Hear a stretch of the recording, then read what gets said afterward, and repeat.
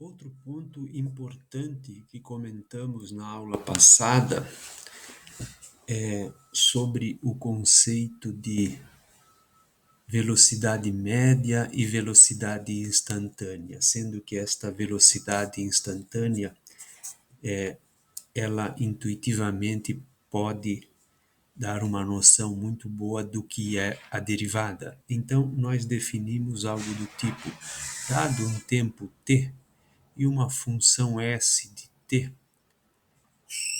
em que esta função s de t, ela nos dá a distância de uma partícula a um ponto de origem, e supondo que no instante t0 esta partícula se encontre a uma distância 0, no instante t1 que ela se encontre a uma distância 2, no instante t2 que ela se encontre a uma distância 3, no instante t4, 3, que ela se encontre a uma distância 8, no instante 4, que ela se encontre a uma distância 15, e no instante 5, que ela se encontre a uma distância 26. Então, se nós quiséssemos calcular a velocidade média desta partícula, poderíamos fazer a variação de espaço percorrido dividido pela variação de tempo. Então, se eu pegasse um T1 menos um T0 dividido por um tempo T1 menos T0, eu iria obter metros por segundo, e poderíamos chamar isso de uma velocidade média. Então, aqui originalmente não teríamos nada, a velocidade média seria zero. No instante 1, ele andou 2 unidades de comprimento e levou 1 minuto, então nós teríamos 2 metros por segundo, aqui, por tempo aqui, né? Digamos que o tempo esteja em segundos e os metros e a distância em metros. No tempo 2, nós teríamos 1 metro por segundo, a velocidade média caiu. No tempo 3, nós teríamos 5, 8 menos 3, 5, dividido por 3 menos 2, 1, 5 metros por segundo. Aqui no instante 4, nós teríamos 15 menos 8. Aqui houve uma aceleração, né? A velocidade nesse espaço cresceu. 15 para 8, 5 e 2, 7, 7 metros por segundo, né? 7 metros por segundo. E aqui, finalmente, no tempo 5, nós teríamos 6 mais 5, 11. Aqui ele acelerou novamente, né? Bom, aí nós comentamos, pessoal, um outro conceito, né? Esse seria uma velocidade média, tomada segundo a segundo.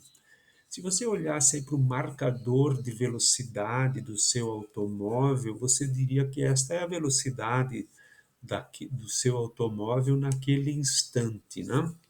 Bom, agora, pessoal, de posse dessas informações, nós vamos definir o que seria a derivada desta função S, né? Usando o que nós já vimos superficialmente de limites, certo? Então, olha só, uma função derivada que nós vamos representar por um f' de x, na realidade não é f', é s', né?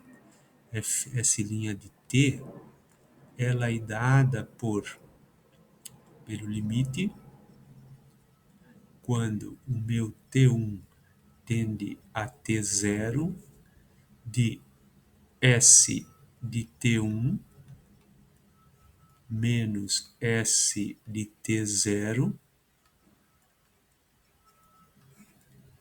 sobre T1 menos T0.